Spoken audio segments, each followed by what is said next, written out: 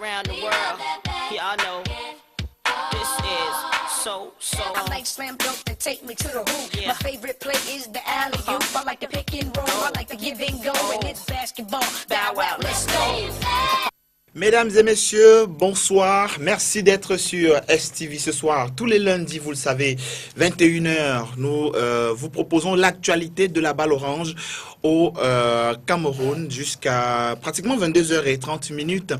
Donc pour ce soir, ils sont sur ce plateau. Vous pouvez déjà les voir. Il y a même une équipe réserve juste à côté parce que l'actualité elle est quand même assez forte. Elle sera essentiellement, bon pas essentiellement, en grande majorité basée sur Joel Embiid ce soir. Ce n'est plus un secret pour personne. Le Camerounais, le tout premier, il rentre donc dans l'histoire de ces joueurs africains là qui ont fait partie ou alors qui font partie du All-Star Game. L'histoire nous raconte que c'est le 3e Africain. Oui, au bout de 60 matchs seulement, le Camerounais a pu rentrer dans cette équipe des meilleurs.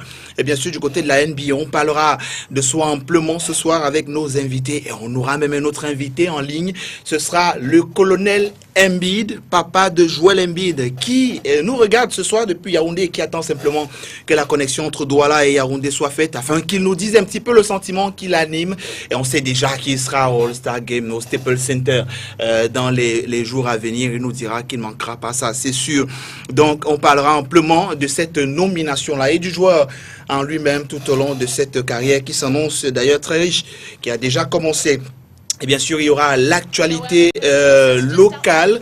Ce sera bien évidemment le BTC, Basketball Training Center. Le 3e regroupement, c'était ce week-end ici à Douala. Regardez ces images qui continuent de donner les frissons au fil des regroupements. Le premier et le 2e. Et là, c'est le 3e en image à l'instant ce week-end du côté de Mojas de Bonamoussadi. Et bien sûr, le Douala Quata Challenge était également sur les terrains ce week-end. Les équipes Monsieur et Dames ont rivalisé d'adresse les résultats et même le classement dans cette édition ce jour. Mesdames et messieurs, voilà un petit peu le menu de notre émission ce soir. Et surtout, on parlera de ce tournoi qui est annoncé à Douala avec l'un de nos invités qui est là. Lui, il a fait le déplacement. Enfin, ils sont deux qui viennent de l'autre côté qui nous rejoignent ce soir. Mesdames et messieurs, bienvenue sur Temps Mort. À tout de suite.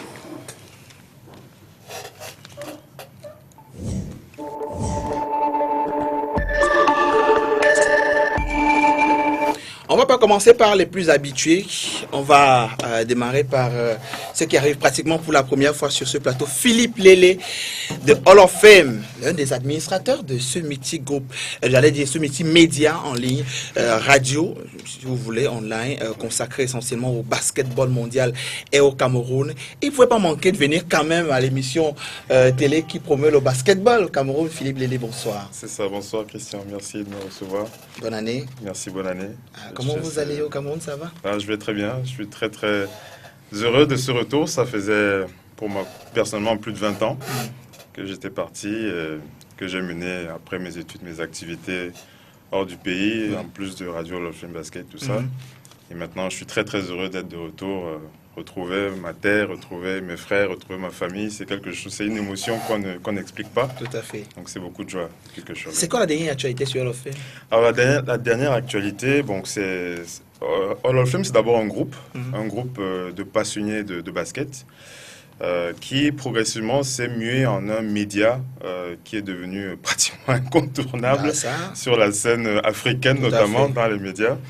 Ouais. Et progressivement, on l'a transformé, on a continué à monter un peu en le transformant en une radio. Une radio qui est devenue, avec le temps, la première radio qui parle exclusivement de basket en général, mais de NBA en particulier. Ouais. D'où on a tellement poussé qu'on a réussi à obtenir un partenariat officiel avec la Grande Ligue, avec la NBA. Donc on a ce plaisir-là de partager avec tous les fans de basket, tous les fans de NBA, ce bonheur pour ce sport. À travers le groupe, à travers la radio, à travers tout le réseau qu'on a pu mettre en place. J'imagine que ces derniers jours, Joel Embiid occupe une place de choix. On en parlera dans un instant. Voilà, André Kotor avec nous ce soir. Bonsoir André. Bonsoir. Bienvenue sur Temps Mort. Merci d'être invité ce soir pour parler du tournoi MBE qui regroupera 6 équipes. MBE, c'est Mbomé, Batam, Eva. En fait, c'est des amis qu'on appelait affectueusement Asena, Batman et Evato. Donc, c'est 3 amis qu'on a perdus très tôt. Et cette douleur, on voulait la manifester avec les familles, avec le monde du basket. Que tout le monde vienne nous rejoindre ce samedi, ce week-end, pour essayer de s'amuser à leur mémoire et de penser qu'on les a connus. C'est des joueurs qui appartenaient à un club. Effectivement, il y a Arsenal, Mbomé, qui a joué pour Cèdre, et après il s'est exilé, il a joué au Bénin, il a joué en Côte d'Ivoire, on était tous ensemble de l'autre côté. Batam c'était pareil, et Bateau c'était pareil, mais après on a formé une famille de basket dite vétérans. Et c'est là qu'il y a cette... Qui s'appelle Variété Internationale. Variété Internationale. D'accord. On parlera de tout ça dans cette émission aujourd'hui. Yves-Lionel Ngouno, bonsoir. Bonsoir Christian, bonsoir à Philippe, bonsoir à Koto et bonsoir à nos chers téléspectateurs. Voilà, merci d'être avec nous pour cette nouvelle aventure. Monsieur l'expert Alexis Siomokwe, bonsoir. Bonsoir Christian. Je n'oublierai pas tous nos invités et je suis fier de retrouver Lélé sur ce plateau. Et j'en profite pour vous dire que... Vous l'avez vu partir trop jeune, hein? J'ai encadré la maman à Lélé, Ouais, c'est vrai. lui a dit. C'est vrai, c'est vrai. Et quand je me retrouve sur le plateau avec lui, je suis fier. Bien sûr. Merci. Et l'officier de réserve ce soir s'appelle Monsieur Yves Tsala, président de la Ligue de basketball du Centre. Il est avec nous. Dans un instant, on l'aura. Alors, justement, parlons... Bon, avant, on va ouvrir avec la chronique de l'expert. J'ai cru que tu allais oublier, Christian. J'ai failli. Tu as failli oublier.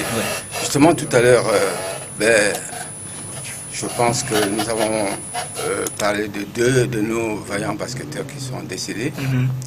Et vous voyez là, entre mes mains, et je ne manquerai pas de commencer par ça, cette liste de nécrologie de tous nos dirigeants, entraîneurs, basketteurs. Vous avez dressé la liste, ils sont une centaine quand même. Ils sont au nombre de 74. Voilà. Nos basketteurs que nous avons perdus, j'espère que nos téléspectateurs... C'est encore sur une feuille blanche, c'est compliqué à voir, oui. Voilà, je pense qu'on aura le temps peut-être de leur présenter le nom de tous ces basketteurs. Ce sera peut-être pas aujourd'hui, voilà. Mais je pense qu'ils ne nous ont pas quittés, parce que lorsque nous fêtons pour ceux qui sont encore en vie aujourd'hui, eh bien, qu'ils sachent que c'est le même chemin que nous parcourrons demain. Et j'en profite pour lancer ce message. À un moment donné, nous devons pouvoir penser à organiser des tournois en mémoire de tous ceux-là qui nous ont quittés. Alors, Christian, j'ai préparé d'abord pour Lionel, parce qu'il s'attend à ça. Est-ce qu'on peut un peu, parce que là on est un peu... oui. On va aller direct sur la chronique, hein, monsieur l'expert. Directement sur la chronique. Oui. Ce soir, on ne posera pas de questions à nos invités. Pas de questions. Voilà. Eh bien, la chronique, je me suis attardé à l'heure de l'évaluation ou du débriefing, parce qu'il y a beaucoup de compétitions aujourd'hui. J'ai eu à constater qu'effectivement, quand des compétitions sont organisées, à la fin de la manifestation, on oublie d'évaluer, faire un bilan pour préparer des compétitions à venir. Eh bien, dans le monde du sport d'aujourd'hui, la vitesse de la haute performance est une exigence constante. D'autre part, en sport, savoir perdre est un art qui mérite le respect. En effet, l'équipe mal préparée peut payer cash sa mauvaise préparation, c'est-à-dire avec un planning qui n'a pas été respecté par les diverses parties prenantes. Tenez, l'entraîneur informe et les joueurs décident dans le cours du jeu des solutions techniques ou tactiques à adapter. Or, pour réaliser de hautes performances, une collaboration entre entraîneurs et joueurs s'impose inexorablement compte tenu des enjeux, des inconnus qui entourent l'objectif visé. D'autre part, l'entraîneur doit faire face à des situations complexes, incertaines, dynamiques et singulières qui rendent souvent inopérantes des procédures rigoureusement préétablies. Et pour mieux gérer une équipe, l'entraîneur doit être un homme ou une femme intègre, efficace, humble, disponible, entreprenant, savoir écouter et bon manager. Voilà. À lundi. Merci beaucoup, monsieur l'expert. Alors, André Koto, vous n'êtes pas encore passé entraîneur entre temps? Non, par contre, je crois que je vais m'inspirer de M. Sirou pour le devenir plus tard. D'accord. Alors, vous rendez hommage, vous choisissez de rendre hommage à des vétérans, ceux-là avec qui vous avez passé vraiment du temps dans le basketball. Pourquoi cette fois? Pourquoi maintenant? Il y en a avant eux qui sont partis. Oui, maintenant, parce qu'on a eu un coup très très dur, c'est Batam et Eva, qu'on a perdu en l'espace d'une semaine. Donc je crois que ça a été un élément déclencheur de la douleur que nous avons pu porter dans le sport. Et pour nous, voir partie des amis, des frères avec qui vous étiez tout le temps, ça a été vraiment ça a été touchant. Donc on s'est dit que ça peut arriver à tout le monde. Bon, c'est vrai qu'il y a un tournoi Paul Baumet qui avait déjà été prévu. Et on s'est dit pourquoi pas rassembler les trois. Et il a dit que nous les aimons et que nous serons toujours avec eux. On sait que là où ils sont, ils nous regardent, ils nous voient. Et le fait vraiment, c'est pour l'amour du basket que nous avons dû partager ensemble, le plaisir d'être au basket tout le temps. Donc pour nous, c'est important. C'est important de le penser maintenant. Vaut mieux tard que jamais. D'accord. Alors, ce sera ce samedi. Samedi et dimanche. Autour de quoi? Une organisation qui verra des équipes s'affronter? Tout à fait. Nous avons la confirmation des 6 équipes. Entre autres, déjà le Mythic Club Variété Internationale, qui est l'équipe organisatrice. On a des équipes à Babo, on a le JICAM, on a Forêt Vaillon, on a Nostres de Yaoundé et le club et le Palmier de Douala. Donc, c'est 6 équipes qui sont reparties en 2 sous-poules, avec une finale le dimanche. Donc, ça sera des matchs chrono non-stop, mais la finale, ça sera chrono arrêté. Pour essayer de permettre que tout se passe bien le samedi. Finalement, on jouera sur 2 jours. Sur 2 jours. Je crois que ça a été décidé aujourd'hui, hein? Non, ça n'a pas été décidé aujourd'hui. Ça a été une réflexion de très très longue date. Mais on a pensé que nous sommes des vétérans. Donc, à un moment, on a hésité entre une journée, parce qu'une journée, c'est 3 matchs par équipe.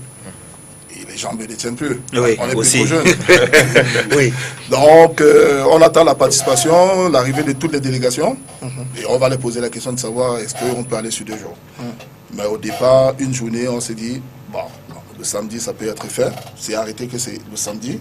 Mais on ne peut pas prendre des décisions sans l'avis des autres équipes. Parce que ce n'est pas une compétition peut-être nationale ou un trophée. Non, on pense aux amis et il faut qu'ils participent à la décision finale. Parce qu'après, c'est les jambes de... C'est les vieux os quand même qui seront sur le terrain. D'accord. Ce sera sur quel site? Au lycée Jos de Douala. Au lycée Jos de Douala, ce samedi dès 9h. Dès 9h. D'accord. Alors, Yves Lionel, vous avez connu les disparus, Baumet, Bata, Eva? J'ai connu Batam et puis Eva. J'étais au deuil qui avait lieu ici à Douala. La levée du corps des disparus. C'était des joueurs de club variété. Je crois lors d'une émission, on avait parlé de ces 2 derniers. J'avais eu à disputer des matchs avec eux, déjà pour le cadre des vétérans, que ce soit à Liberman ou bien à Jos, et également contre donc c'est une bonne initiative que je salue déjà. Je sais Mohamed Kwandou, on l'a vu le week-end dernier, il nous en a fait part. Et on lui a dit que c'était une très bonne chose. Et je me souviens, il y a que tout récemment, il y a eu les Dames de Noblesse qui avaient également fait un hommage, qui avaient rendu un hommage à la défunte de Rose Moutaka. Donc il est important que les joueurs continuent de rendre hommage à leurs anciens compagnons afin que leur mémoire ne soit pas oubliée. En parlant de mémoire, Hall of Fame a l'habitude de faire des hommages à des légendes, comme ils les appellent. Oui, effectivement. Effectivement, et déjà c'est l'occasion pour moi, avant de parler doucement de ces légendes, de remercier une fois de plus ceux qui nous ont soutenus pendant près de 5 ou 6 ans maintenant qu'on s'est lancé là-dedans, et plus particulièrement le président Yves Tsala qui est avec nous là. Et chroniqueur la fondation, souvent. Voilà, et la fondation Luc Mbamouté qui nous a remis un prix en 2016. Voilà. D'ailleurs, monsieur Sioué était là pour encadrer la chose. Donc je suis encore très ému quand je reparle de tout ça. Et effectivement, l'origine de tout ce mouvement que nous avons lancé, c'est justement de rendre hommage à tous ces grands frères, toutes ces grandes sœurs qui nous ont fait rêver, qui nous ont fait, parce que le basket, à une époque, on regardait Jordan tirer la langue dans les Chicago Bulls, mais lorsqu'on allait au Mateko regarder les grands frères dans les finales et tout. On a toujours ces étoiles dans les yeux. Donc c'était l'occasion de reparler de tous ces grands frères qui nous ont fait rêver et de leur rendre hommage un peu en prenant exemple sur ce qui se fait à l'extérieur. C'est comme ça qu'on a démarré et on a continué comme ça et jusqu'à pousser jusqu'à maintenant. Et quand je prends connaissance des événements organisés comme ça pour les vétérans, c'est toujours très touchant. On est toujours très, très, très fiers de pouvoir participer ou de pouvoir voir comment ça se passe. D'accord. Donc c'est très très bien. Variété internationale de Douala, souvent champion du Cameroun, hein. Monsieur l'expert. Pas toujours, très souvent. A été parfois, oui, il faut le dire. Mais moi, je pense que... Jamais. Le fait qu'une équipe comme celle-ci ait pris l'initiative d'organiser... Oui, à Bafoussam. D'organiser une manifestation comme celle-ci, eh bien, je pense que ça ne devrait pas pouvoir s'arrêter là. Vous avez vu l'effectif de tous ces basketteurs, de tous ces dirigeants, présidents, directeurs techniques, joueurs, hommes des médias qui sont décédés. Je pense que s'ils démarrent, si certains ont commencé, il faudrait que ça se poursuive. Et je pense que cela continue à être autour de nous parce qu'ils nous ont rendu service dans ce basketball. Et je crois que c'est une initiative que l'on doit pouvoir pérenniser même au plus haut niveau. Et si on ne le fait pas, je pense que ce serait un manquement. Parce que vous voyez un peu cet effectif de personnes, 76 personnes, qui ne sont plus auprès de nous, mais qui restent de tout cœur avec nous. Donc, moi, je pense que cette initiative devrait encourager certaines personnalités à pouvoir organiser des tournois comme ça au niveau de chaque région, au niveau de la fédération, au niveau de chaque ligue. Moi, ça permettrait de ne pas les oublier du tout. Et ce que j'ai pensé, c'est faire cette liste, la saisir et la distribuer dans les différentes équipes. Donc, il appartiendra aux ligues de savoir comment pouvoir les gérer. D'accord. En fait, si je voulais juste ajouter un petit truc, je sais quand le président Yves Tchala viendra sur le plateau, peut-être il va embrayer dessus. La Ligue du Centre, lors de la remise de ce trophée, je crois, la saison dernière, avait justement nommé certains trophées à la mémoire de certaines légendes de basket. Tout à fait. Ce sont des choses qu'il faudrait qu'on apprenne à faire, parce que c'est comme ça que nous pouvons leur rendre hommage. C'est ce qui se fait dans les pays étrangers, donc il faudrait qu'on copie les bons exemples. Voilà. Donc, peut-être une dernière chose à dire, André? Je ne saurais partir de ce plateau sans vraiment remercier ceux qui sont à la baguette de la réussite de cet événement. Je ne sais pas si je peux me permettre de citer des noms. Donc, on a la société UCV qui s'est proposée de nous soutenir dans cette voie. C'est rare de voir les entreprises accompagner, encore qu'on en cherche en ce moment dans notre basket. Bah justement, on en parlait même avant le début de l'émission. Il y a le promoteur d'une boisson 5.0 qui est aussi le propriétaire de la Petite Métis à Bonaprison, qui est aussi un des sponsors de cet événement. Il y a des personnes de bonne foi, de bonne volonté qui ont vu par exemple, qui ont suivi un peu notre logique et ce que nous voulons faire, qui nous donnent un coup de main là-dessus. Donc nous demandons tous à la famille du basket d'être présents samedi, parce que ça sera en même temps un moment de recueillement peut-être, mais ça sera une fête du basket. Tout à fait. On sera là, vous aussi, nous aussi, pour vous accompagner en quelque sorte, monsieur Espérance. Juste une question. Je me souviens, dans le temps, il assistait au match de basket au gymnase du collège de la Salle. Le seul fait de quitter de la Salle maintenant pour Jos, pour une équipe comme celle-là, pour un tournoi comme celui-ci, est-ce que c'est le lieu indiqué pour les vétérans? Vous avez vécu des compétitions là-bas. Quelle impression vous avez aujourd'hui? Est-ce que le lieu a l'importance? Non, en fait, comme toute équipe vétéran, nous on a adopté le lycée Jos. Mais avant, c'est vrai que toutes les compétitions, on les suivait au collège de la Salle. Mais depuis un bon bout de temps, on se rend compte que le déplacement familial qu'on avait d'aller au collège de la Salle tous les dimanches, je n'hésitais plus, je me rappelle à l'époque qu'on payait les entrées. On payait l'entrée pour regarder. Bon, c'est peut-être que, je ne sais pas pourquoi il y a cette perte d'amour de notre sport avec lequel on a grandi. Bon, le lycée Jos, c'est parce que c'est un peu comme notre QG. Voilà, de variété. Merci beaucoup André. On sera là samedi. Hein. On sera là Vous samedi et êtes dimanche. bienvenue. Oui, bien sûr, pour vous accompagner. Allez, on va justement parler de cette petite catégorie. Commençons par le BTC Basketball Training Center ce week-end à Douala. Les images parlent d'elles-mêmes. Donc, voilà le staff d'encadrement, il faut le dire. Hein, c'est monsieur qui travaille chaque jour pour que chaque regroupement ait une connotation particulière. Justement, on parlera de celle de ce troisième regroupement où on peut voir des jeunes filles et des jeunes garçons s'amuser. C'était ce samedi du côté du Mojas à Bonamoussadi, Lionel. Oui, en effet, le troisième regroupement des Basketball Training Center a eu lieu samedi dernier de 8h30 à 17h du côté du Mojas de Bonamoussadi. 5 centres de formation se sont retrouvés pour s'affronter, rivaliser d'adresse et de dextérité. C'était vraiment un très grand moment de bonheur. Vous aviez plus de 250 jeunes qui se sont retrouvés, on a pu voir par les images. Et ils ont passé franchement du bon temps. Le deuxième regroupement avait eu lieu le 2 décembre. Entre le 2 décembre et le 20 janvier, on a vu qu'il y a eu beaucoup d'améliorations. Lors du Skills Challenge, on a pu constater que les joueurs étaient beaucoup plus à même de pouvoir s'exprimer. Et ils avaient vraiment...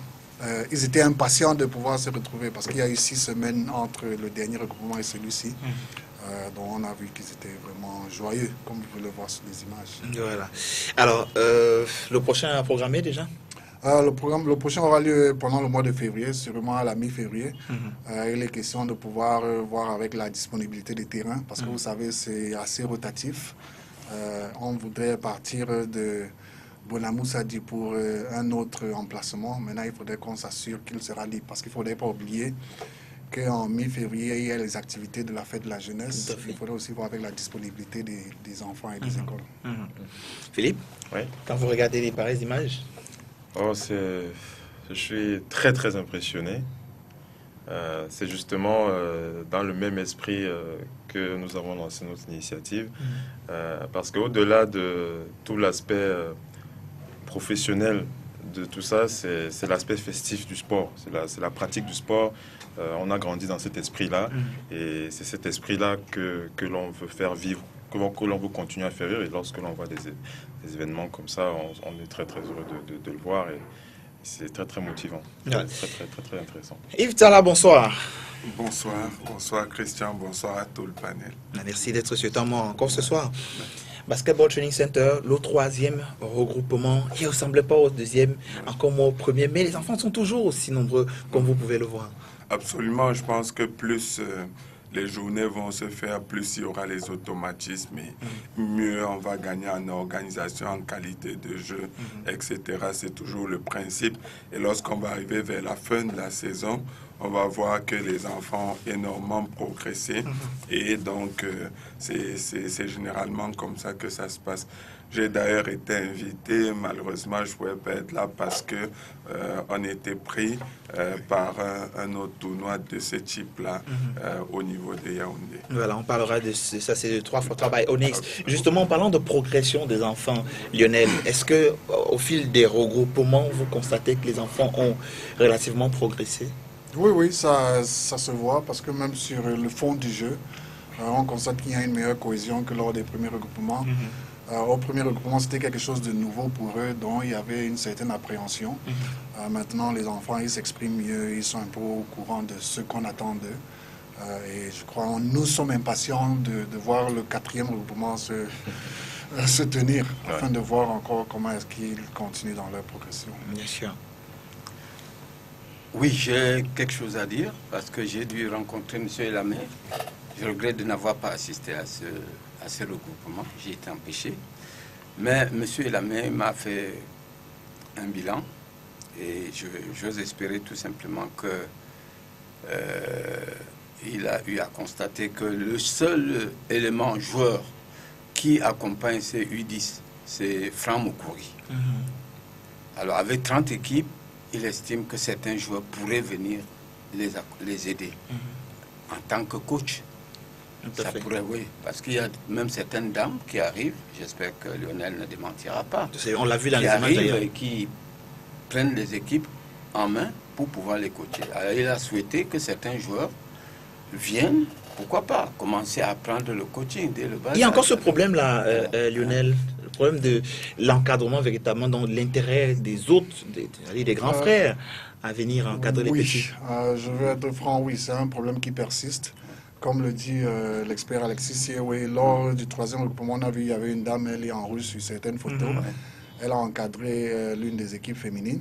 Il y a un autre parent d'élève, il est sur une des photos avec le maillot de Michigan. Il a encadré l'une des équipes de Liberman. Et après cela, je crois, dimanche, il y a eu quelqu'un qui a fait, comment je peux dire, il s'est exprimé sur les forums, parce qu'il s'est un peu plaint, Wally, il s'est plaint du fait que les joueurs n'accompagnent pas la Leurs jeune petits génération d'aujourd'hui, leurs petits frères. Les vétérans également n'accompagnent pas leurs enfants. Pourtant, pour que nous arrivions où nous sommes aujourd'hui, les aînés d'avant nous ont accompagnés. Donc, si on tient à ce que cela soit pérennisé, il faudrait que nous, qu'on puisse venir, qu'on puisse prodiguer des conseils, coacher des équipes ici et là. C'est ouvert à tous. C'est au Moja, c'est un espace qui est ouvert. Donc, ils sont toujours les bienvenus. D'accord. Alors, au 3x3 by Onyx, le deuxième, c'était le deuxième regroupement. Deuxième Ce regroupement, samedi à Yaoundé. Oui. Ça se passe comment? Est-ce qu'il y a véritablement un encadrement des aînés? Malheureusement, on n'a pas les images. Le président, son bus l'a déposé juste là. Donc, c'est lui qui ramenait les images. Oui, bon, mais ça sera pour les prochaines éditions, mais ça permettra d'apprécier parce que c'est indispensable ce qui est dit ici. Déjà avec le Junior NBA, vous le voyez, il y a 30 équipes. Il faut 2 encadreurs par équipe, ça fait 60 encadreurs. Vous ne pouvez pas trouver 60 encadreurs si vous n'associez pas les joueurs à ce type d'initiative. Et les joueurs, ils peuvent bien encadrer ces équipes. Et c'est justement ce qu'on voit avec le 3x3 par Onyx et avec les petites catégories en général au centre. C'est que les centres de formation, les entraîneurs, ils peuvent être partout. Parce qu'il faut dire que nos centres de formation, c'est un chantier, il faut pouvoir les structurer. Certains sont plus structurés que d'autres. Mais d'autres, malheureusement, se résument très souvent au seul encadreur qui se trouve là, qui ne peut pas tout faire, qui ne peut pas être partout et qui peut être indisponible. Donc le problème se pose souvent à ce niveau pour le relais des personnes à prendre. Et c'est là qu'il faut de plus en plus associer les joueurs en activité pour pouvoir donner un coup de main à ce niveau. Et donc là, on n'a pas eu de problème, à l'exception d'une équipe qui n'était pas justement parce que l'encadreur était indisponible, était malade. Mais on a eu de nouvelles demandes d'affiliation et en termes quantitatifs, on a eu encore plus d'équipes et de densité et aussi au niveau de la qualité de jeu qui s'affine et qui s'améliore. D'accord. Ça, c'était pour le 3x3. Alors, le troisième regroupement est prévu pour quand? Prévu pour le samedi 17 février. Et après, ça sera donc les finales le samedi 24 mars. D'accord. Donc, ce sera comme avec le BTC, Oui, 4 c'est regroupements. une fois par mois. Bien sûr. Le nôtre aura probablement lieu le même week-end, parce que le week-end précédent, c'est le week-end du 10 février, qui coïncide avec les activités La de fête de la jeunesse, tout à fait. Oui, Christian, j'ai une petite observation. Lorsqu'il y a des manquements comme ceux-là, c'est-à-dire on constate que il n'y a pas suffisamment d'encadreurs techniques et même d'arbitres parfois, est-ce qu'on ne pourrait pas, c'est la proposition que moi je fais, c'est-à-dire avant la compétition, comme les stages pré-compétition, on peut faire un petit séminaire en invitant certains joueurs qui souhaiteraient coacher. Ça, je le dis pour l'avenir, qui souhaiteraient coacher, de venir pour qu'on puisse leur dire ce qu'ils pourront éventuellement faire pour le coaching ou pour l'arbitrage. D'accord. Pour que l'on démarre les prochaines compétitions avec Tout cet effectif-là. Voilà. C'est Voilà. une suggestion. Belle suggestion tout de même. Alors, on va liquider cette dernière info avant de rentrer sur l'actualité phare d'aujourd'hui, celle consacrée à Joel Embiid. C'est le Douala Quata Challenge qui était à sa troisième journée ce dimanche, en rappelant que Bonapriso et Deido ont rejoint le mouvement, ce qui ramène donc à 14 équipes, voilà, donc engagées pour ce tournoi interquartier, disons-le comme ça, pour que tout le monde... 14 équipes masculines et 3 équipes féminines. Ok, donc on a les images des différentes équipes en ce moment à l'écran. Et rappelez donc la Deido et Bonapriso, c'est un match, chacune de ces équipes a un match avec 0 victoire. Et puis on va en profiter pour regarder donc le classement. Alors qu'on a quelques images à l'instant d'une des rencontres ce dimanche du côté du Mojas. Ça joue, hein, ça joue véritablement au DKC. Il y a un très beau contre que je vais voir, que vous allez peut-être voir tout à l'heure. Oui, bien sûr, il donnera son avis là-dessus. Donc Philippe Lilly, quand vous regardez ces images, vous y étiez d'ailleurs. Oui, voilà, vous voyez, ça joue véritablement d'une plaque à une autre, pratiquement.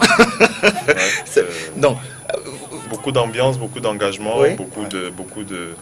beaucoup d'envie, mais surtout beaucoup de passion pour le basket. Et c'est très très intéressant. C'est vraiment à encourager. Et d'ailleurs, c'est aussi l'une des raisons pour laquelle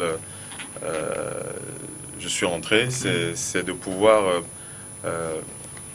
on va dire, travailler en partenariat avec toutes les forces en présence, puisque Radio Hall of Fame Basket, nous on vend de la NBA, parce qu'on vend principalement de la NBA, mais c'est surtout la fête du basket que l'on veut promouvoir avec les acteurs en place. Donc le DKC fait partie des prochains partenaires avec qui on va travailler et bien entendu d'autres médias que l'on va contacter bientôt. Bien sûr. Alors, c'est 14 quartiers regroupés dans cette deuxième édition de Douala Quata Challenge.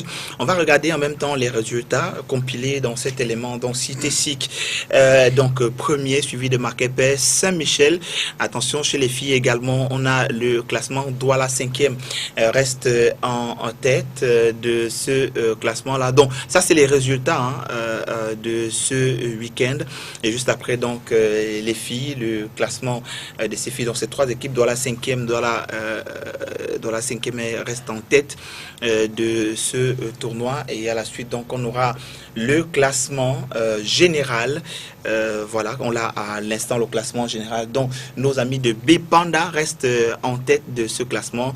Et le trio, c'est Bali, c'est Bonamoussadi. Et ferme donc ce tableau Bonapriso et Deido, Lobessou, 12e prochaine journée, certainement ce dimanche. Alors parce que c'est un tournoi tout le temps délocalisé qui se balade de quartier en quartier. On va rester sur cette image-là, monsieur le réalisateur, s'il vous plaît, on va la bloquer complètement. Donc c'est un tournoi qui se balade de quartier en quartier. On saura d'ici la semaine le tournoi, le quartier qui accueillera donc la prochaine journée. Alors là, c'est le joueur, le meilleur joueur de la journée qui est récompensé. Meilleur marqueur. Meilleur marqueur de la dernière. Voilà, à 5 000 francs CFA. Belle initiative, Lionel. Oui, en fait, le DKC a innové cette année afin de pouvoir encourager les joueurs à fournir un meilleur spectacle. Ils ont décidé que le meilleur marqueur de toute la journée aura un crédit de communication de 5 000 francs offert par l'un des opérateurs téléphonique de la place. D'accord. Et c'est remis solennellement, monsieur Lespon, pour vous voir en train de remettre donc ces petites cartes de crédit. Ben oui, j'ai été invité pour le faire. Bon, je pense que c'est une belle initiative et qui doit pouvoir se poursuivre. Il est vrai que ce championnat se joue en aller simple. Oui. Bon, je crois que dès maintenant, s'il y a des innovations comme celle-ci, certainement d'autres sponsors vont courir. Bien sûr. Voilà, mot là-dessus avant de clôturer rapidement le DKC. Depuis, je regarde un peu et puis bon, je jette aussi un peu mon collègue de la D'en Ligue face. du centre. Pour voir ce qu'il pense des activités de Douala. Je sais que lui va lancer les activités dans le centre dans les 2 prochaines semaines. Mais bon, vu qu'on n'a pas encore la date du début des activités au littoral, nous sommes obligés de nous contenter du DKC, monsieur le président. Absolument. Ben, ça aide à maintenir les joueurs. Oui, il y a des joueurs en activité. Tout à fait. Voilà, alors on met un terme à cette deuxième actualité et on attaque la troisième, celle qui sera le dossier d'aujourd'hui. Il a été élu meilleur joueur de la semaine. C'est une info qui vient de tomber. Vous l'avez déjà eu, monsieur Yves-Lionel Ngounou. Joel Embiid, oui, qui vient donc de tomber de la conférence Est. Voilà, Joel Embiid donc qui rentre justement dans ce All-Star Game. Alors, on va en parler aujourd'hui. Donc, joueur de la semaine, là on est le 22, n'est-ce pas? Là, c'est la dernière actualité, 21h06 quand on entrait. Parce que c'est tous les lundis qu'on communique le joueur de la semaine dans la conférence Est et dans la conférence Ouest. Voilà. Et également les meilleurs rookies de chaque conférence. Et donc, deux lauréats, donc, Damien Lillard à l'Ouest, et puis Joel Embiid du côté de l'Est. Il faut rappeler que le Camerounais a donc mené les Sixers à une semaine parfaite avec 3 victoires et aucune défaite en tournant autour de 29 points par là et 54%, 12 rebonds, 3 passes par là en contre, mais c'est 5,3 ballons perdus. C'est la seconde fois donc de sa carrière qu'il est élu meilleur joueur de la semaine. Alors il faut rappeler que peut-être c'est la nomination All-Star Game qui l'amène à être encore aussi puissant que ça. Messieurs, comment vous pouvez justifier des résultats qui continuent de monter? Comment pouvez-vous justifier ça? Là, on a la rencontre contre Boston. On verra les autres rencontres tout à l'heure. Alors, est-ce que c'était une motivation pour lui aujourd'hui qu'il soit nominé et qu'il, bien sûr, monte en puissance comme on peut le voir, Lionel? Je pense que c'est le résultat d'un gros travail qu'il fournit depuis plusieurs semaines déjà, plusieurs mois même. Si ce n'était pas la volonté des médecins et de son staff technique, il jouerait encore beaucoup plus de matchs parce que pour l'instant il est restreint à ne pas jouer des back-to-back. Donc il ne peut pas jouer 2 matchs d'affilée, pourtant le joueur lui-même il souhaiterait le faire. C'est une bonne chose qu'il soit élu meilleur joueur de la semaine. Ça consolide encore une fois de plus sa nomination pour le All-Star Game parce qu'il faut préciser qu'il y a eu une petite dispute au niveau des votes parce que les fans avaient voté Joel Embiid comme le 3e intérieur. Par contre, les joueurs NBA, eux, ils avaient plutôt préféré Kristaps Porzingis, le Letton qui joue pour New York. Donc le fait qu'il soit nommé joueur de la semaine devant Kristaps prouve une fois de plus qu'il est encore bien meilleur et qu'il performe mieux. Bien sûr, il faut rappeler qu'il entre dans ce All-Star Game en tant que titulaire. Alors messieurs, avant de prendre la réaction de son papa, première réaction, Philippe Lélé, quand vous l'avez appris? Quand j'ai appris qu'il a été nommé Oui. c'est... Jeudi dernier dans la nuit.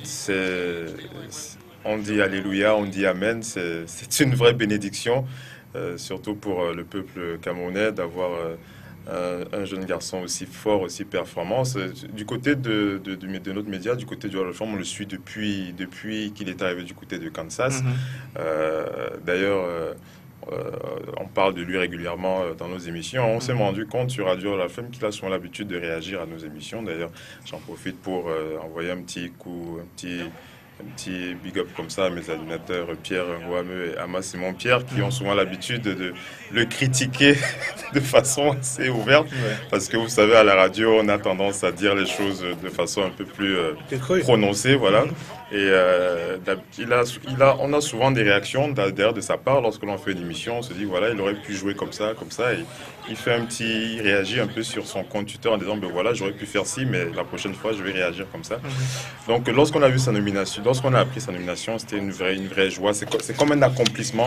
On est vraiment tous de tout cœur avec lui pour ce qu'il entend accomplir et on le pousse vraiment plus haut pour qu'il continue à nous pousser parce que lorsqu'il arrive, c'est nous tous qui l'embarque dans cette valorisation. Yves Tsala, première réaction. Bon, j'étais connecté, donc je suis en direct pour être prêt pour voir tout ça. Et donc, j'ai directement relayé sur notre page Facebook parce que ce qu'on essaye de faire chaque fois, c'est de valoriser tous les Camerounais qui se retrouvent là-bas dès qu'ils ont une performance ou quelque chose d'exceptionnel. Donc, directement, on a relayé ça et on a commencé à échanger avec tous qui réagissaient immédiatement par rapport à ça. Et donc, ça fait plaisir et puis ça confirme un peu tout le bien qu'on attendait de lui parce que les attentes étaient grandes. Je lisais dans les sites africains, etc., anglo-saxons qui disaient que c'est peut-être le joueur africain, le joueur qu'on attendait après Hakim Olajuwon et Dikembe Mutombo. Donc, du coup, il prend une autre trajectoire avec ça parce que désormais, lorsque vous faites partie du All-Star, on le précise chaque fois, on dit le joueur du All-Star. Donc, c'est quelque chose d'important dans le palmarès et surtout de figurer dans le 5 entrant de ce All-Star Game. Forcément, c'est une énorme fierté, c'est historique et c'est amplement mérité au vu de ses performances et de l'impact qu'il a au niveau de son équipe. Parce que je lisais encore une analyse où un journaliste disait que Philadelphie avec Joel Embiid, c'est à peu près 58 victoires en saison régulière et sans lui, c'est à peu près 20 victoires. Ça montre un peu tout. Ça montre tout l'impact que Joel Embiid a sur cette équipe. Alors, monsieur, vous allez réagir juste après le colonel Embiid. Mon colonel, bonsoir. Bonsoir. Et merci d'être sur Temps Mort aujourd'hui. Bonsoir. Voilà. Alors, mon colonel, quelle était votre réaction quand vous avez appris que Joel Embiid est nominé? D'abord, c'est d'abord une fierté pour nous, les Camerounais. C'était également pour les Africains d'avoir attendu si longtemps pour qu'un Africain soit élu au All-Star Game. Donc, je crois que c'est un sentiment de joie et en même temps beaucoup d'émotions qui nous animent. D'accord. Alors, j'imagine que vous serez au Staples Center ce 18 février. J'ai reçu une invitation. Il y a de fortes chances que j'y sois. Bien sûr. Alors, vous vous attendiez à une telle ascension de Joël à ce niveau aussi, là? Compte tenu de son potentiel, compte tenu de son passé, partout où il est passé à l'université, au collège, aux États-Unis, je crois que tous les entraîneurs le disent qu'il avait vraiment un bon potentiel. Donc, je crois que le travail qui paye. Donc, ce plan-là, il n'y a que le travail qui peut payer. Donc, on n'est pas surpris. Est-ce que vous l'avez eu au téléphone juste après sa nomination? Il y a encore quelques jours. Donc, il est serein, il est très, très, très serein. Il est content en même temps parce que c'était aussi un de ses objectifs. Tout à fait. Et vous l'avez certainement encouragé. Bien sûr, bien sûr. J'ai été. On est fiers quand ça vient de la famille. Voilà. Alors, ces performances aujourd'hui, parlons de ces performances sur le plan professionnel, au-delà de la nomination. Ce soir encore, il est nommé joueur de la semaine. Vous le saviez avant de nous prendre tout à l'heure là? Oui, je savais qu'il était dans l'équipe de la semaine. C'était qu'il était dans la semaine, dans la conférence Est. Ça, puisque je suis en permanence connecté, oui. Oui. D'accord. Alors, mon colonel, merci de votre réaction, mais à côté de cela, il y a eu je vais dire, une intervention des médias français sur le joueur Embiid qui pourrait rejoindre l'équipe. Mais à travers ses réactions, Joël avait dit, je pourrais. C'est une possibilité. C'est une possibilité. Il a juste lâché ça comme ça. Et ça a véritablement fait polémique. Comment est-ce que vous avez accueilli ça? Donc, comme vous le dites, c'est une question posée par pour la presse française. Donc, il a répondu à une certaine demande. Et puis, il a parlé au conditionnel. Donc, il n'a pas dit que c'est fait. Il n'a pas dit que c'est fait. Moi, je suis un peu surpris de la réaction de certains joueurs français, en l'occurrence, puis revenir. Moi, je pense que là, ils traduisent tout de leur part. Se montrer peut-être plus nationaliste qu'ils le sont, parce que si on va au fond, d'où viennent-ils ces gens? Tony Parker, il a quelle nationalité? Si on veut bien même se fournir là. On est dans une mondialisation. L'apport de Joël est indéniable dans toutes les. Donc moi, je crois que c'est c'est un faux procès qu'on fait. Ils se montrent peut-être plus nationalistes qu'ils le sont. Et je crois qu'ils veulent défendre tout simplement certains intérêts ou bien le biftex, c'est tout. Voilà.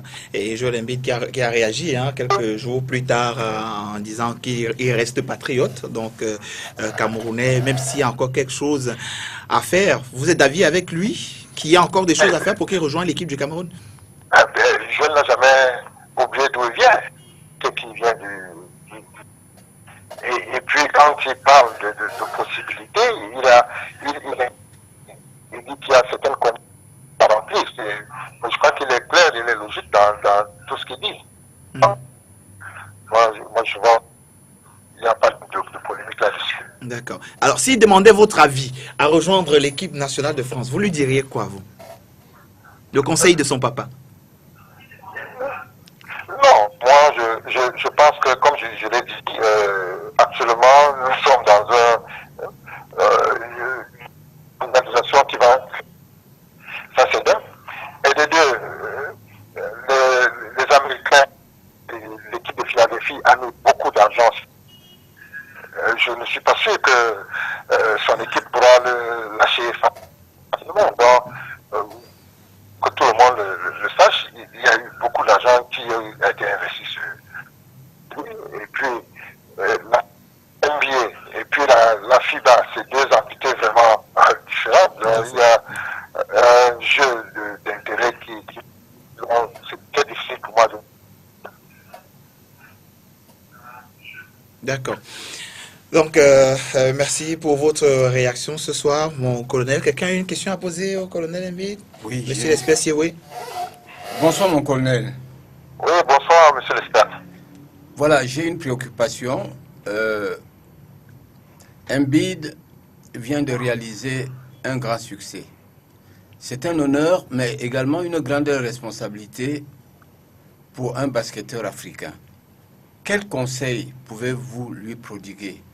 Quelle est l'attitude qu'il doit adopter présentement lorsqu'il sera autour d'autres basketteurs, que ce soit d'autres pays, que ce soit en Afrique? Quelle attitude doit-il désormais adopter? Bon, déjà, vous savez que quand on évolue dans la NBA où il y a beaucoup de je crois que ces personnels sont d'abord là pour le travail. Beaucoup d'intérêts qui entrent en jeu. Bon, maintenant, pour les Africains, je n'ai jamais oublié d'où il vient. Il y a une fondation qu'il a mis sur pied et qui est là, et qui est... Arthur Embiid and Angel. Qui est là pour s'occuper ou bien pour aider ses jeunes frères. Donc, je crois qu'il est attentif à tout ce qui se passe. Voilà. Moi, je voulais... bonsoir, mon colonel. Oui, bonsoir. Oui, oui, Yves Chala, Ligue de basket du Centre. Oui, président. Oui, je voulais vous demander pour sortir un peu de tout ça si vous continuez à suivre l'équipe nationale de handball du Cameroun. Et qu'est-ce que vous pensez de la prestation actuelle de cette équipe nationale, vous qui avez fait partie de l'équipe nationale de handball et du niveau du handball au Cameroun? J'avoue que avec beaucoup d'argent, je suis un peu déconnecté du handball. Ça, je vous le dis. Ils viennent d'être éliminés d'une compétition internationale. Oui, je suis un peu déconnecté du handball, bien que c'est pas de... Bon, c'est dommage, je ne peux pas... Handball, vous allez m'excuser que je ne parle pas du handball, mais ça me fait tout simplement mal que les résultats ne suivent pas, il n'y a pas eu de relève, bon, il y a un problème d'organisation, mais c'est vraiment mal placé. Ok. D'accord. Philippe, réaction. Oui, bonsoir colonel. Bonsoir. Philippe Lélé, Radio Off Basket. Bonsoir, bonsoir. Bonsoir. La question que je voulais vous poser, c'est Joel Embiid vous a-t-il, bien entendu, le All-Star Game faisait partie de ses objectifs, mais est-ce qu'il vous parle souvent de ses objectifs pour cette fin de saison, surtout cette possibilité de jouer les playoffs? Est-ce que vous en aviez déjà, vous avez sûrement dû en parler, cet Oui, autre bien sûr. objectif? Je crois que c'est constant avec Joël. À partir du moment où il y a eu son ancien manager général, on a lancé le slogan Just the process. Yeah. Ça fait partie du processus. Yeah. C'est le process, il s'appelle le process. Donc, je crois que une première étape de ce process, à partir du moment où il est en santé, et puis avec l'aide de ses camarades, le premier objectif, au player, nous avons atteint une partie de ce process. Ouais. Voilà. Effectivement. Merci beaucoup, mon colonel. Yves, Lionel, aucune question pour mon colonel? J'ai juste une doléance, si je peux dire. Bonsoir, mon colonel Thomas. Bonsoir, Yves. Ok. Meilleurs vœux déjà pour 2018. J'ai juste une doléance, comme je dis. Vu que vous communiquez avec Joël pratiquement tous les jours, toutes les semaines. Et pour moi, il représente un ambassadeur déjà du basketball camerounais, également du sport camerounais et du sport africain là-bas du côté des États-Unis. Tout ce que je souhaiterais, c'est juste une doléance, c'est que quand vous allez causer avec lui, de voir dans quelle mesure il pourrait demander que lors de sa présentation au All-Star Game, qu'on l'annonce comme étant Joël Embiid du Cameroun. Parce qu'habituellement, quand on annonce les joueurs à la présentation au All-Star Game, on annonce le nom du joueur, on annonce l'université d'où il vient ou alors le pays d'où il vient. Par exemple, Dirk Nowitzki, lui on annonce d'Allemagne. Donc il serait souhaitable que Joël également, au lieu qu'on dise Joël Embiid de l'université de Kansas, qu'on dise Joël Embiid du Cameroun. Comme ça va quand même donner un peu de côté à notre pays et qui sait, peut-être ça pourra permettre à ce que les autorités locales puissent s'investir parce qu'il faudrait qu'on puisse relever ce sport. Il est évident qu'il serait difficile pour Joël Embiid de venir jouer pour l'équipe nationale compte tenu de son statut médical et compte tenu également de la couverture médicale que propose le Cameroun actuellement. Mais si au moins s'il pourrait servir d'ambassadeur, ce serait déjà un grand pas en avant. Oui, je crois que c'est en matière d'organisation de sport ou bien au niveau des États-Unis, je crois que ça a toujours été relevé parce que je me rappelle lors du McDonald's, c'est-à-dire le concours des jeunes lycéens, la compétition des sélectionnés lycéens, je crois qu'on rappelle toujours l'origine du lycée et ensuite on vous rappelle l'État ou bien le pays dans lequel vous venez. Je crois que même pour le All-Star Game, ça sera fait. On va rappeler l'université du Kansas et ensuite le pays dans le Cameroun. Je crois que le Cameroun sera fier. N'hésitez pas à y aller avec un drapeau qu'on verra peut-être des tribunes là-bas. Non, il y a toujours des drapeaux. Il y a toujours des drapeaux parce que même lors du match NBA en Europe, à Londres dernièrement, il y avait des drapeaux camerounais dans les tribunes. Tout à fait. Merci beaucoup, mon colonel, et bonne nuit du côté de Yaoundé. Encore félicitations. Merci beaucoup et bonsoir à tous les spectateurs. Merci beaucoup, mon colonel. Voilà, le colonel Embiid à l'instant, du côté de Yaoundé, papa de Joël Embiid, qui suit sa carrière, il faut le dire, à la loupe pratiquement, et on le connaît patriote en tant que colonel de l'armée qui sert vaillamment pour l'armée camerounaise. On peut compter sur lui pour que notre Joël reste avec nous au-delà du fait qu'il y a encore des problèmes. Justement, on parlera de ces problèmes, le temps d'écouter d'abord la réaction de Joël Embiid à l'issue de cette rencontre face au Celtic, une rencontre sur laquelle il a d'ailleurs marché, parce que là, oui, là c'est son poste, juste après sa nomination, donc il se dit vraiment très très fier. Là, mais on l'a en interview, juste après cette rencontre-là, on l'a en interview, il suffit de regarder. Là-bas, une réaction de Joël Embiid suite à cette rencontre face à Celtic. Il avait fini avec 26 points, je pense, à l'issue de cette rencontre-là. Très fort. Ouais. Très, très fort. Voilà. Je propose qu'on regarde.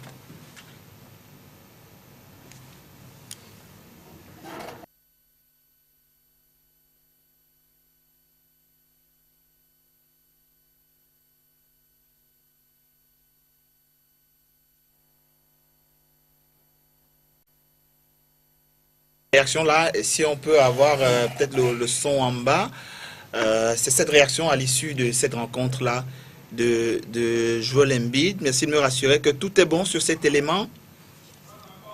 Voilà, on pourra regarder cet élément-là. Donc 26 points pratiquement à l'issue de ce match. Et rappelez qu'avec les Celtics, vous qui suivez la NBA tout le temps, c'était une victoire qui n'arrivait pas depuis un bon bout de temps face à cette équipe-là. Ça faisait quoi, 3 défaites déjà face à cette équipe? Oui, ça faisait un moment déjà, parce que les Celtics, c'est clair, c'est la deuxième, sinon la troisième meilleure équipe. Non, la première équipe de la conférence Est. Non, je voulais parler de la NBA, on l'a classée entre la troisième et la quatrième équipe. Donc c'est une équipe très très difficile à jouer. Un coach d'une intelligence rare dans la ligue, on ne les présente plus. Donc voir une victoire des Sixers sur les Celtics, c'est vraiment une très très grande, un très très bel accomplissement. Donc je pense qu'ils sont capables encore de beaucoup mieux. Et Joel tenait à prendre sa revanche, ou alors les Sixers tenaient à prendre leur revanche, parce que quelques semaines plus tôt, à Londres, ils avaient perdu contre les Celtics de Boston, alors qu'ils avaient mené de pratiquement 20 points. Donc les Celtics sont venus et ils les ont battus pratiquement au bout du fil.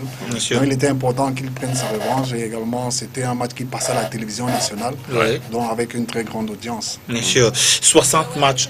Voilà, on a justement la réaction de Joel Embiid, on l'écoute à l'instant.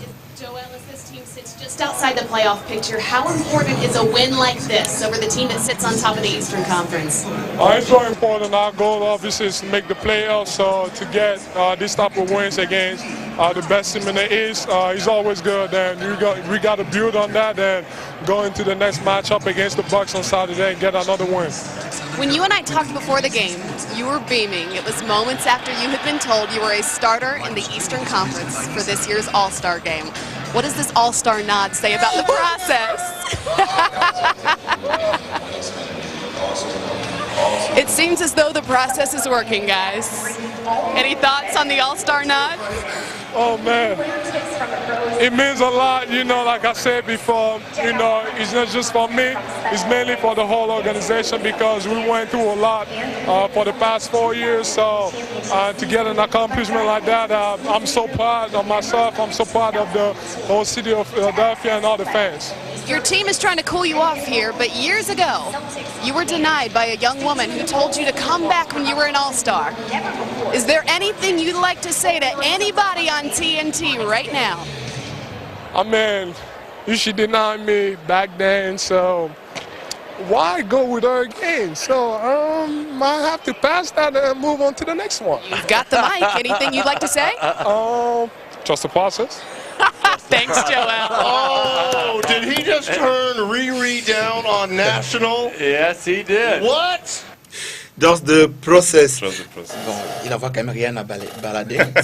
J'ai reconnu le sang pur camerounais dans cette réponse-là. Alors, Yves Tala, aujourd'hui, on va regarder avec l'aide des réalisations justement la team conférence de Est avec pour capitaine un certain LeBron James. Comment vous la trouvez cette équipe-là? Équipe solide, comme 50 ans de All-Star, ça ne peut être que solide forcément au niveau de l'Est, mais LeBron James c'est quand même extraordinaire, surtout cette régularité au plus haut niveau. Donc c'est vraiment un exemple, ça peut être le modèle absolu à suivre, parce que là, depuis toujours, il doit être au moins son 14e All-Star Game et presque toujours en titulaire forcément. Donc une telle régularité, il manque presque aucun match, il est toujours présent, il est toujours à fond. On a l'impression même que plus les années passent, plus son niveau augmente. Je crois que ça peut être les talents de référence des jeunes talents justement pour pouvoir essayer de continuer à progresser. Le reste de l'équipe, c'est tout aussi extraordinaire, évidemment. Kyrie Irving qui fait une saison extraordinaire avec Boston Celtics. Joel Embiid, évidemment. Giannis Antetokounmpo qui est la véritable sensation cette année, parce que dans le premier rendu, il était même devant LeBron James en termes de voix. C'était extraordinaire. Et puis DeMar DeRozan dans une équipe de Toronto qui fait une très très belle saison. qui est une équipe très sympathique aussi parce que avec un general manager africain, Ujiri Masai, qui est là-bas et qui fait la promotion des joueurs d'origine africaine aussi. C'est une belle équipe qu'on aime bien et De Rozan, c'est un joueur qui monte en puissance et donc c'est vraiment un très beau 5 que les fans ont élu à l'Est. Bien sûr. À l'Ouest, réaction Philippe, il y a un certain capitaine là-bas, Stephen Curry. Ouais, Stephen Curry, c'est le chief, comme on dit. Hein, le chief Curry, c'est la maîtrise du tir à l'état pur. C'est un joueur extraordinaire à la main, mais surtout au scoring. Kevin Durant, c'est le prototype du joueur inarrêtable en ce moment, que ce soit en défense ou en attaque. James Harden, on ne présente plus une machine de statistiques que l'on ne présente plus. Non, une équipe de l'Ouest. Et les deux pivots. Voilà. Anthony Davis et DeMarcus Cousins. Voilà, deux autres monstres de statistiques. Un joueur comme DeMarcus Cousins capable de vous prendre plus de 20 rebonds, de vous planter 45 points lorsqu'il est de très mauvais suiveur. Et un Anthony Davis toujours un petit peu très très talentueux, mais qui fait souvent un peu peur à cause de ses nombreuses blessures. Mais une équipe vraiment complète, surcomplète, je ne sais pas si on peut mettre un mot pour surclasser l'adjectif pour parler de cette équipe, mais une très très belle équipe, très très difficile à jouer. Ce sera un très très beau match à voir. D'accord. Lionel, les remplaçants seront connus au courant de cette semaine. Les remplaçants seront dévoilés jeudi, jeudi le 25, toujours en direct à la télévision nationale. Dont on va dévoiler les 7 remplaçants de la conférence Est et les 7 remplaçants de la conférence Ouest. Et la semaine d'après, maintenant, les capitaines, parce que chaque sélection a un capitaine. Celui qui a eu le plus grand nombre de votes est désigné comme capitaine. À l'Est, c'est LeBron James et à l'Ouest, c'est Stephen Curry. Paradoxalement, ce sont les joueurs qui sont les plus en vue actuellement en NBA. Stephen Curry a le maillot le plus vendu actuellement en NBA, suivi de LeBron James qui a le 2e maillot le plus vendu. Il faudrait préciser que notre compatriote Joel Embiid a le 6e maillot le plus vendu de la NBA. Il vient devant Westbrook, il vient devant Russell Westbrook et il vient également devant James Harden, qui étaient les deux finalistes MVP de la saison précédente. C'est pour mettre encore en exergue l'exploit de notre compatriote. Donc, comme je disais, les 2 capitaines vont sélectionner les 5 entrants déjà, parce que c'est vrai, ceux qu'on a désignés, ce sont les 5 entrants, les 10 qui vont débuter le match. Mais l'innovation en NBA cette année, c'est qu'on va mixer. Donc, Stephen Curry peut décider que le 2e arrière qui jouera avec lui, c'est par exemple Kyrie Irving. De même que LeBron James peut décider de jouer avec Kevin Durant. Ce serait une très bonne chose. Le souhait aurait été, ou alors la plupart des joueurs et des fans de la NBA auraient souhaité que la draft, ou alors le draft du All-Star Game se fasse en direct à la télévision. Mais je crois pour se préserver certaines affinités et tout le reste, ils ont préféré plutôt dévoiler les équipes dans la semaine prochaine. Donc ce sera assez excitant. Pour l'instant, on attend de voir, mais une chose est sûre, c'est que les 10 qu'on a vus présentement vont démarrer le match. Maintenant, de quel côté est-ce que Joel Embiid va commencer, à l'Est ou à l'Ouest? Ça, c'est toute la question. C'est la question. Voilà. Et il devrait commencer où pour vous? Je pense qu'il devrait commencer à l'Est. Ce serait une bonne chose qu'il commence à l'Est parce que déjà, comme il a dit, il représente non seulement déjà sa franchise, il représente sa conférence, donc il serait souhaitable qu'il commence à l'Est. Voilà. Je vous poserai la même question tout à l'heure. Monsieur l'expert, nomination de Joel Embiid, grosse nouvelle quand même. Je l'ai dit tout à l'heure, que c'était un grand honneur d'abord pour le Cameroun et ensuite pour toute l'Afrique. Et par ricochet, tous les basketteurs, voire même toutes les basketteuses devraient être fiers parce qu'aujourd'hui, peut-être on ne parlera pas d'un autre pays, d'un pays qui a un basketteur de haut niveau tel que celui-là. Donc, c'est un exemple que nous devons pouvoir suivre et que les basketteurs qui évoluent dans nos différentes équipes aujourd'hui devraient le prendre pour exemple. Et je souhaiterais même que ces matchs soient projetés au niveau des ligues pour que ces basketteurs puissent en bénéficier parce que après avoir atteint ce niveau-là, les jeunes que nous avons vus tout à l'heure là, si on projette le match joué par celui-là devant tous ces jeunes, je pense que ça va être très très bénéfique. Bien sûr. Voilà, alors Philippe, il devra commencer où pour vous? Oh, je suis du même avis que Yves Lionel Ngounou. Je crois qu'il doit commencer, ce serait logique qu'il commence à l'Est, parce que Joel Embiid, il a écrit une histoire avec cette franchise de Philadelphie, une vraie histoire d'amour, ce serait logique vraiment qu'il continue avec cette franchise. Quoique, je me suis laissé tenter par une envie de le voir aussi de l'autre côté, parce que le voir en face de LeBron James, ça fait aussi quelques étincelles. Je crois que justement, en fait, c'est là où je voulais en venir, parce que à l'Est, on connaît déjà le capitaine, c'est LeBron James. Et il y a eu, je crois, 2 ans, à un moment, il avait lancé un appel sur Twitter où il essayait de draguer LeBron James pour lui demander de venir jouer avec lui à Philadelphie. Donc, moi, je serais vraiment excité de voir LeBron jouer avec lui, parce qu'on sait que LeBron, c'est un bon distributeur de ballons. C'est vrai. S'il va à l'Ouest, il y a beaucoup de croqueurs de ballons à l'Ouest. Il y a beaucoup de gâchettes à l'Ouest. Donc, il n'aura pas suffisamment de toucher de balles pour pouvoir s'exprimer. Donc, je pense que ce serait une meilleure chose de le voir à l'Est. Tiens, Yves? Oui, à l'Est, évidemment, mais bon, le problème, c'est qu'on ne peut rien savoir encore, parce que on ne sait même pas par quel ordre on commencera pour les capitaines, les arrières, les intérieurs, donc c'est difficile. Peut-être que c'est Curry qui aura l'occasion pour les intérieurs de choisir avant LeBron et qui peut choisir Joel. Donc, on n'en sait rien, mais on souhaite évidemment qu'il soit à l'Est. Mais après, dans une telle configuration, ce que la réforme a voulu faire, c'est dépasser justement ces clivages Est-Ouest pour que le All-Star soit plus compétitif, parce que bon, après on jouait juste déjà le All-Star les 3 ou 4 dernières minutes. Avant ça, c'est un concours de match et de 3 points. Et donc, ils veulent rendre ce match plus attractif. Et donc, plus il y aura moins d'appartenance à la conférence Est ou à l'Ouest, alors ça va donner envie de jouer et ça va faire que les gens veulent gagner et un match intéressant. Donc, du coup, cette connotation Est-Ouest va peut-être disparaître un peu pour donner place à des équipes qui veulent gagner face aux adversaires qui sont face à eux. Qu'est-ce que vous pensez de la réaction de Shaquille O'Neal qui dit qu'il a réinventé pratiquement le poste de pivot? Ça, c'est Guillaume Mélamé qui nous regarde aujourd'hui, qui trouve qu'on est un peu modeste quand on parle de jeu aujourd'hui.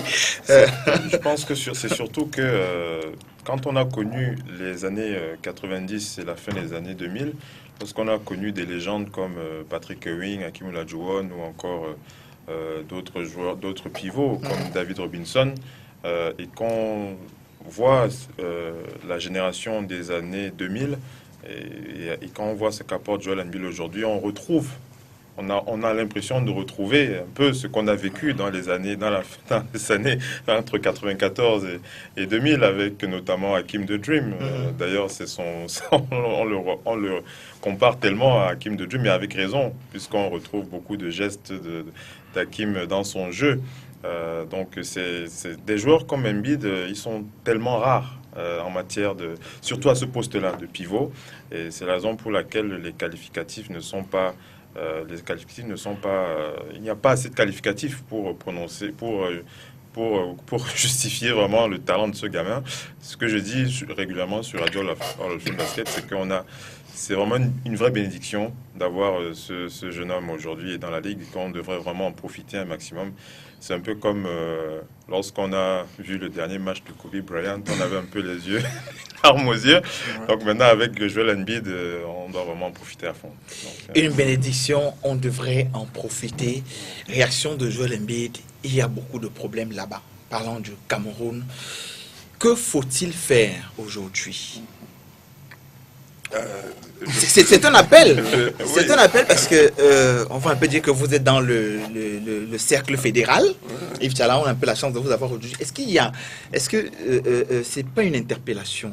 Mais absolument, c'est une interpellation.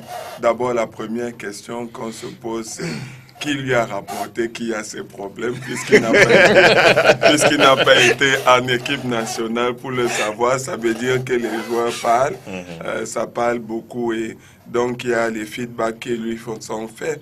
Ça veut dire qu'il a un œil par rapport à tout cela et qu'on dit des choses. Je pense que honnêtement, c'est clair, on peut faire mieux. On peut faire mieux en termes de management de notre équipe nationale.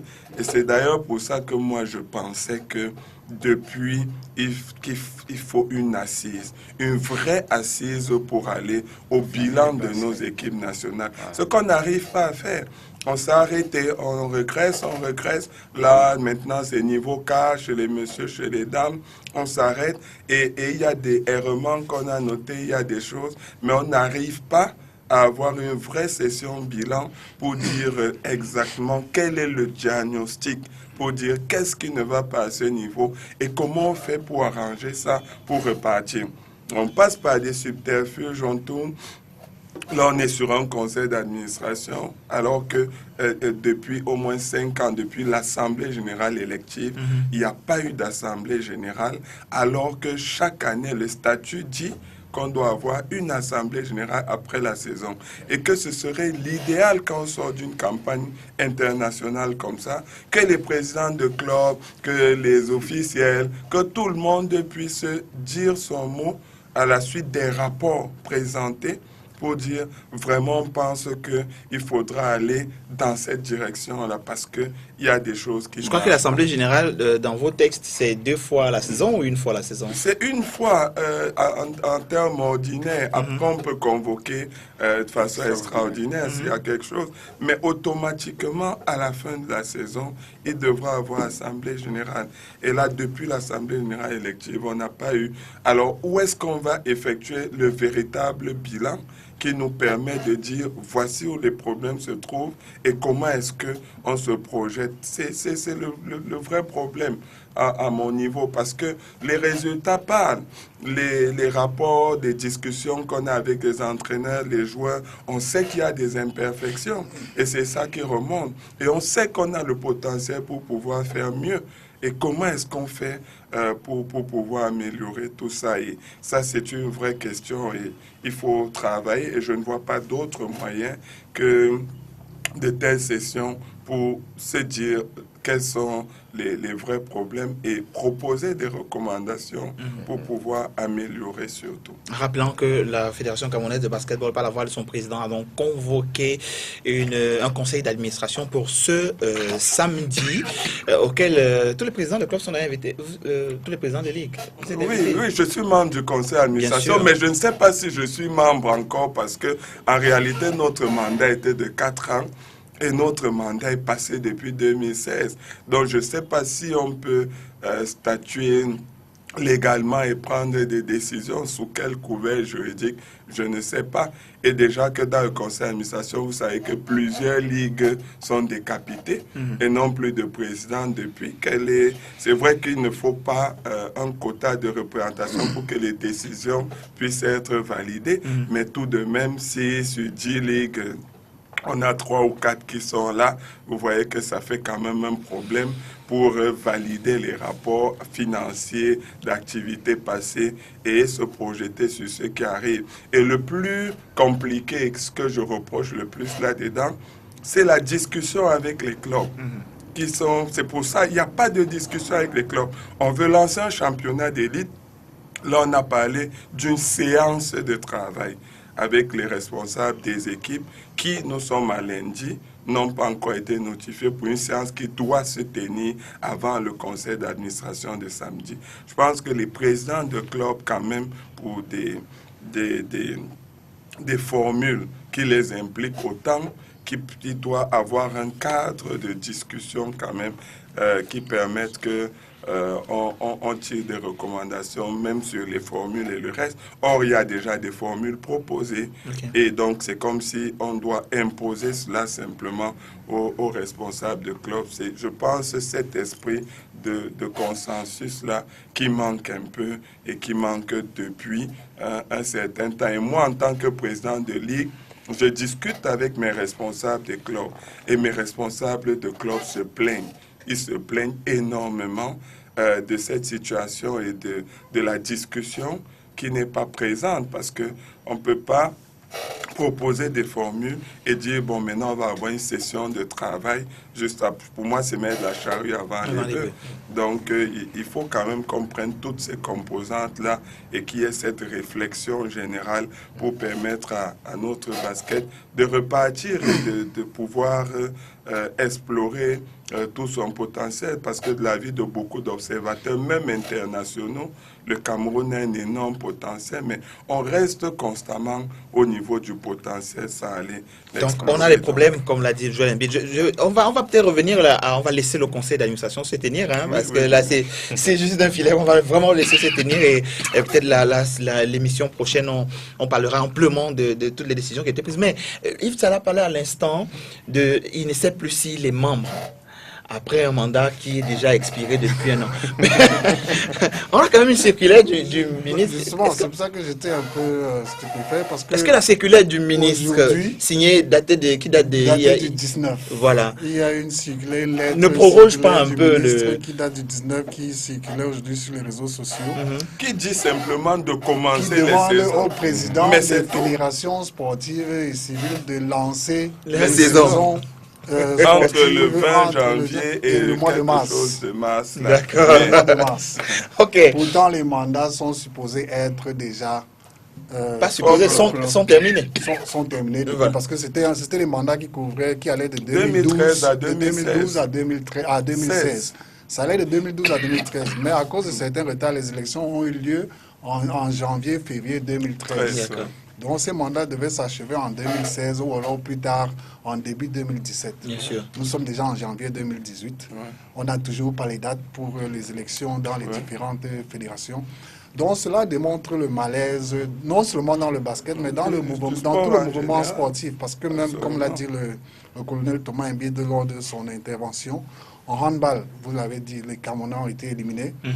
L'équipe A' a perdu l'autre jour et mathématiquement parlant, ils sont déjà éliminés de la CHAN.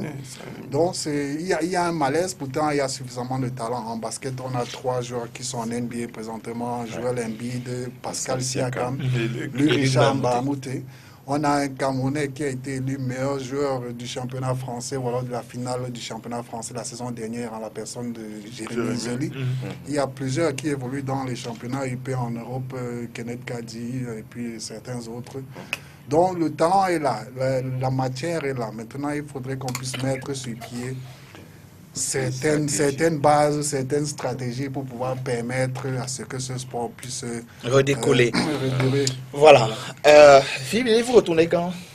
Alors, je suis là pour plusieurs semaines. Bon, comme je l'ai dit, ça fait 20 ans que je n'étais pas rentré. D'accord. Donc, nécessairement, je ne peux pas revenir pour 3 jours, une semaine. Donc, je suis là pour plusieurs semaines, voire même plus d'un mois. L'objectif, c'est surtout de